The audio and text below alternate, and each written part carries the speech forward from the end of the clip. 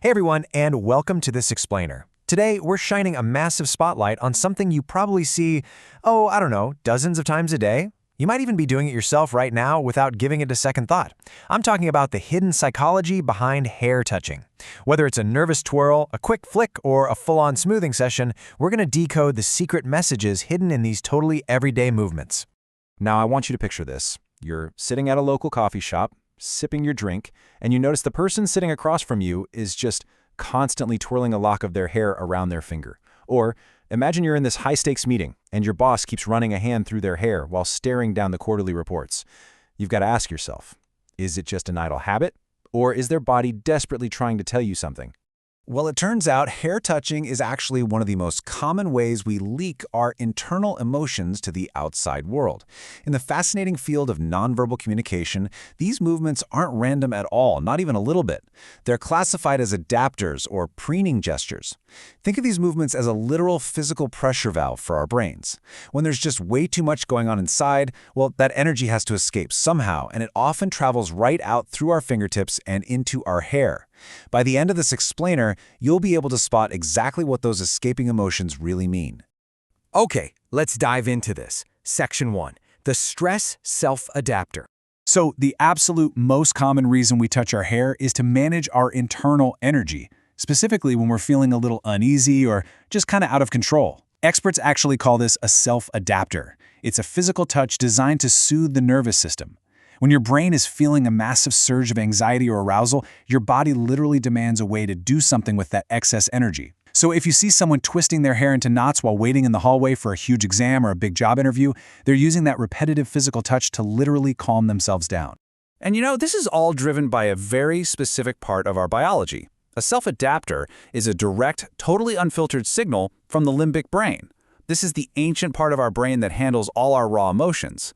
When the limbic brain experiences discomfort, it basically sounds an alarm, signaling the body that it needs to burn off this nervous energy immediately. So, reaching up to touch or massage the head and hair, that's a built-in pacifying behavior. Section 2. Preening and courtship signals. But what happens when we completely change the environment? Say, we move from a stressful boardroom to a really lively party. And this brilliantly illustrates the golden rule of body language. Context is absolutely everything. The exact same physical action, running a hand through the hair, means something completely different if you're sweating through a job interview versus sitting across from a romantic interest on a Friday night date. In a romantic or social context, hair touching transforms into something called preening. It's kind of funny, but just like a bird instinctively fluffs its feathers to attract a mate, humans use hair touching as a courtship signal to look way more appealing to a potential partner. It's purely biological. When we see someone we find attractive, our bodies actually go into a state of high muscle tone. We subconsciously stand a little straighter, our posture improves, and we just instinctively start grooming ourselves, smoothing our hair or maybe adjusting our collars. But how do you actually know if they're just fixing a bad hair day, or if they're genuinely interested? Well, the secret ingredient is right there in the eyes. If someone is talking to you and they start smoothing their hair while maintaining eye contact with you, wow, that is a massive nonverbal green light. They are subconsciously trying to look their absolute best for you, and that eye contact basically confirms you are the target of that attention. Now, what's really interesting about this slide is how incredibly specific these courtship signals can get, particularly with the classic move known as the head toss. Let's break down the mechanics here. It involves this quick flick of the head to toss the hair back over the shoulders or just away from the face. This is a highly effective courtship signal designed to instantly draw the viewer's attention to the face and the delicate skin of the neck. It's also often paired with showing exposed wrists, which is a huge sign of vulnerability, and a playful sideways glance. And here is the truly fascinating part. Even people with super short hair, people who don't physically need to move hair out of their eyes, will still perform this exact head toss motion. It's just an instinctual way of saying, hey, look at me. Section 3. Creating professional distance. So we've seen stress, and we've seen attraction, but what if you're just losing your audience. Sometimes touching the hair or head actually signals a strong desire to step back and create distance. Research has actually shown that in professional settings, like maybe a long classroom lecture or a really tedious meeting, people who feel less immediate or more distant from the speaker are actually much more likely to touch their heads or hair. So, if a colleague is constantly fiddling with their hair and actively avoiding eye contact, they're definitely not preening. They are most likely mentally checking out and physically expressing their feeling of complete disconnection from the conversation. Section 4. Your new superpower. We have covered a whole lot of ground today, so let's synthesize it.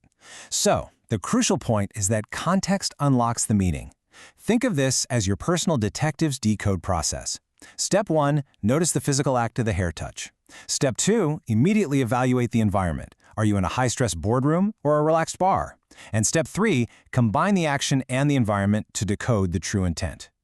This is the ultimate question you've got to ask yourself the very next time you spot one of these adapters in the wild. Look at the situation, look at the eye contact, and ask yourself, is this person soothing a stressed-out limbic brain, or are they preening for someone right there in the room?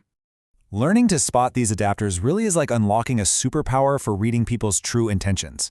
It completely reminds us just how much hidden information is constantly leaking out of us, totally unfiltered through our everyday gestures. If you enjoyed decoding these signals with me today, you absolutely won't want to miss our next explainer. We're going to tackle the surprising truth behind crossed arms. And a quick hint, it is definitely not always the defensive wall you think it is. Let's leave it there for today, but I want you to walk away with this final thought to chew on.